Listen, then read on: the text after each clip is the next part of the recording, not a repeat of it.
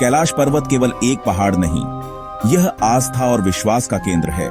हिंदू धर्म में इसे भगवान शिव का निवास स्थान माना जाता है, जहां वे पार्वती और अपने गणों के साथ रहते हैं।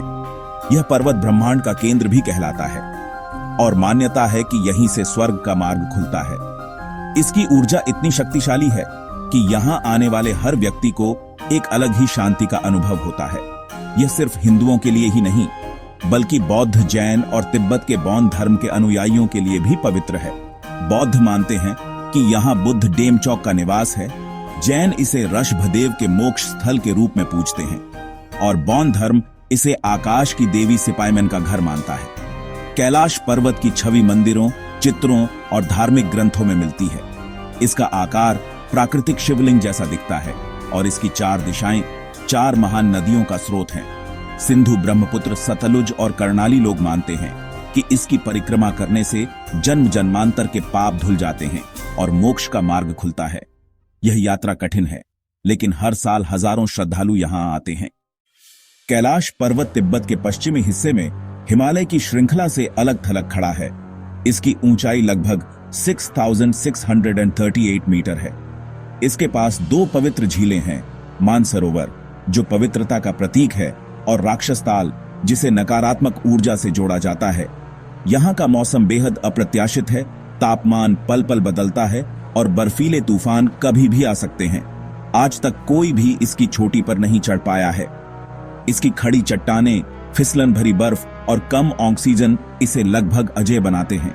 स्थानीय लोग मानते हैं कि यह भगवान का घर है और दैवीय शक्तियां किसी को भी चढ़ने नहीं देती। पर्वतारोहियों ने बताया है कि जैसे ही वे चढ़ाई शुरू करते हैं, मौसम बिगड़ जाता है या दिशा भ्रम हो जाता है। इसी आस्था का सम्मान करते हुए चीन सरकार ने भी कैलाश पर्वत पर चढ़ाई पर प्रतिबंध लगा दिया है। हिंदू कथाओं में कैलाश पर्वत भगवान शिव का निवास है, जहां वे ध्यान, नृत्य और सृष्टि का संचालन करते हैं। एक प्रसिद्ध कथा में रावण ने शिव को लंका ले जाने के लिए कैलाश पर्वत उठाने की कोशिश की, लेकिन शिव ने अपने अंगूठे से पर्वत को स्थिर कर दिया। रावण ने दर्द में शिव तांडव स्तोत्र की रचना की, जिससे प्रसन्न होकर शिव ने उसे मुक्त किया। कैलाश को देवताओं का मिलन स्थल भी माना जाता है। यहीं गंगा को पृथ्वी पर लाने की योजना बनी थी। शिव ने अपनी जटाओं में गंगा के वेग को धारण किया और फिर पृथ्वी पर प्रवाहित किया। कैलाश को रजतगिरी यानी चांदी का पहाड़ भी कहा जाता है, जिसकी बर्फीली चोटियां चांदी की तरह चमकती हैं।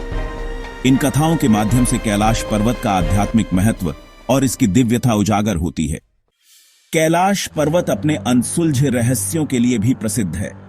सबसे चर्चित रहस्य है यहां समय का तेजी से चलना। यात्रियों का दावा है कि कैलाश के पास बिताया गया समय बाहर की दुनिया से अलग महसूस होता है। कुछ लोगों ने बाल और नाखून तेजी से बढ़ने की बात कही है। एक और रहस्य, कैलाश पर्वत की कोई परछाई नहीं बनती। यहां से AUM की ध्वनि सुनाई देने की भी बातें कही जाती हैं, जो बर्फ पिघलने या हवा के टकराने से उत्पन्न होती है। मानसरोवर और राक्षस ताल, एक मीठा शांत, दूसरा खारा अशांत, दोनों झीलें भी रहस्य का विषय हैं। कुछ लोग मानते हैं कि कैलाश खोखला है और इसके भीतर एक रहस्यमयी दुनिया छुपी है। वैज्ञानिक मानते हैं कि कैलाश की पिरामिड जैसी आकृति, खड़ी चट्टानें और कठोर मौसम इसे तकनीकी रूप से अजेय बनाते हैं। यहाँ का तापमान -40 डिग्री तक गिर सकता है और ऑक्सीजन की कमी जानलेवा है।